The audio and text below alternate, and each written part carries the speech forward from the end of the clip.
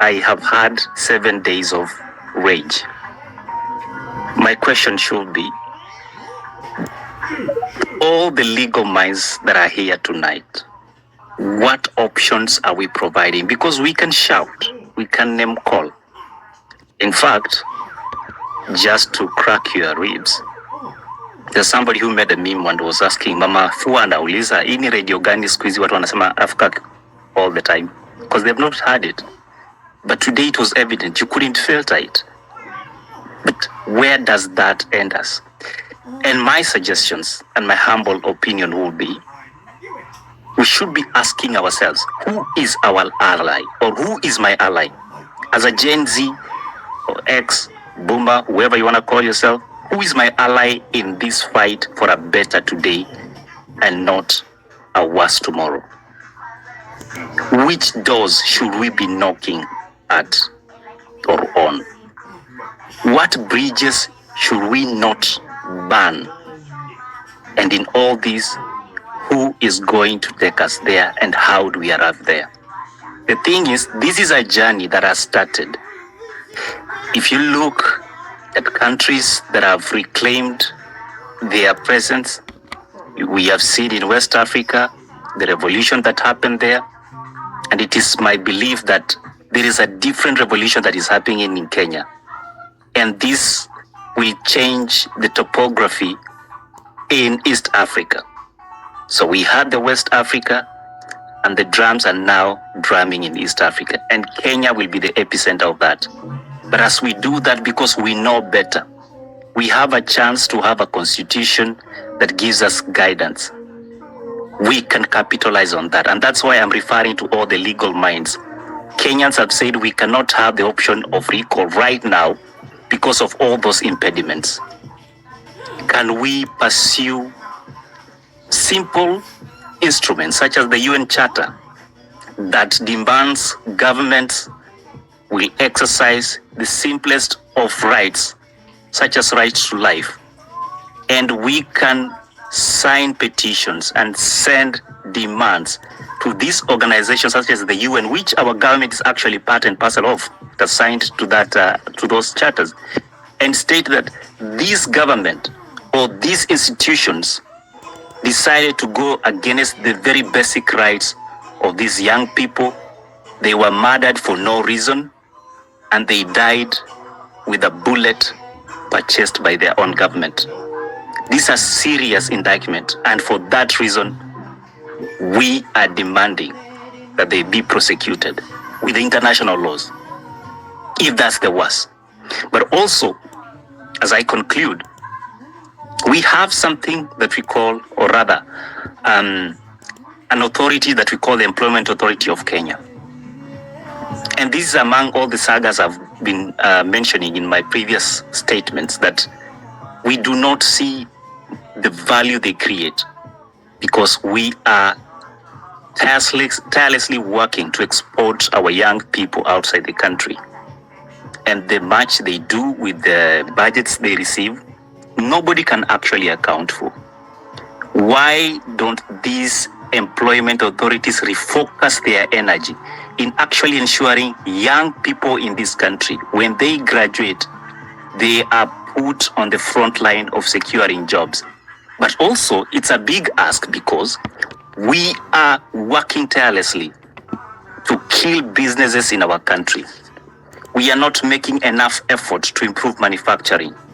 And when we have enough time to speak to young people, we promise them about tomorrow. But I dare say, our tomorrow is today, but let us reconstitute our minds and focus on the goal that this movement is all about. Anger is great, but transform that anger to change by making the politicians very uncomfortable in every public space they step on. Let it be very expensive to become a politician, because if you show up with monies that you didn't earn, we will question you. If your relatives drive big cars and we know they do not work, they depend on you, and you're feeding your whole community, and they cannot account for all that money, let it be very uncomfortable for them to visit those villages. Let it be very uncomfortable for public servants to actually put their hands in the cookie jar so that the rest of us are starving as they eat on our backs. But that can only happen if we deny them the platform to take us wenye sisi wa Kenya usema kutubeba ujinga. Let them be accountable. And that can only happen with reasonable discussions. We cannot say, yeah, mheshimiwa, and clap for them every time they raise their mouths because wamekuletea barabara. No, they didn't bring you that road. It was budgeted for. Thank you. So thank you. Thanks a lot. Let's have Mizani, then we have Sixusa, then Kesh. Mizani, thank you. That was Mizani. Thank you. I made my submission. Okay. Thank you, Mizani. Sixusa, then Kesh. Oh, sorry, can I interrupt? Sorry, I want to interrupt. Okay, go and drop. Okay, yes, sorry. go ahead. So I want to tell everyone who has any information, ya bili mnatangaza kwa space. You are making it easy for those guys. Ninaambiwa I have someone who is tracking down. Mnafanya imekuwa very easy for them because wako na mtu anawapea information kwa space.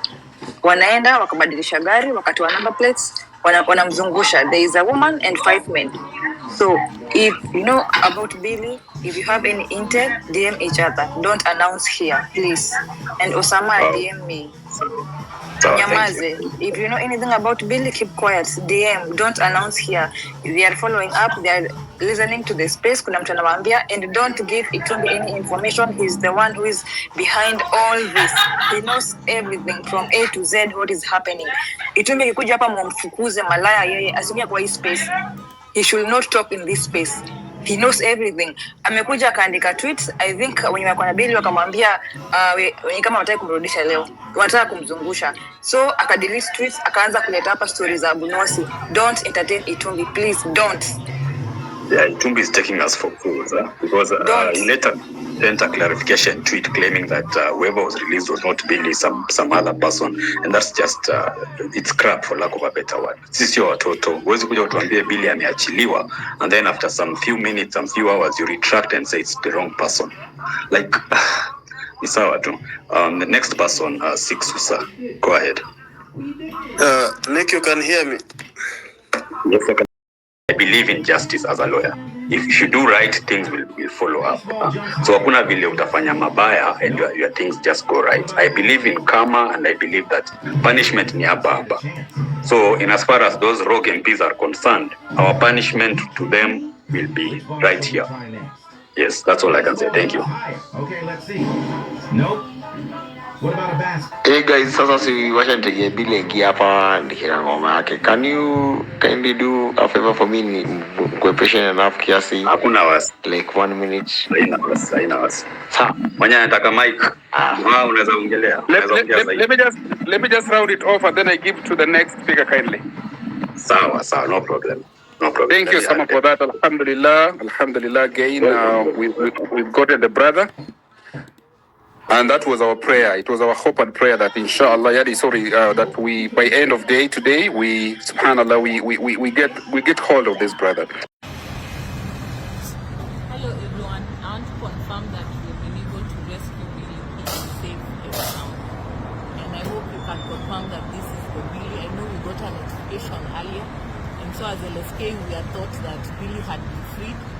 But when we sent someone to the station, we found that Billy was not there and he had not been booked. And so the moment we got a tip-off, we ran immediately to try and find Billy. So Billy, I'm safe. Thanks to everyone. Thanks to LSK for coming into the rescue. I'm fine, guys. thank God. Thank God.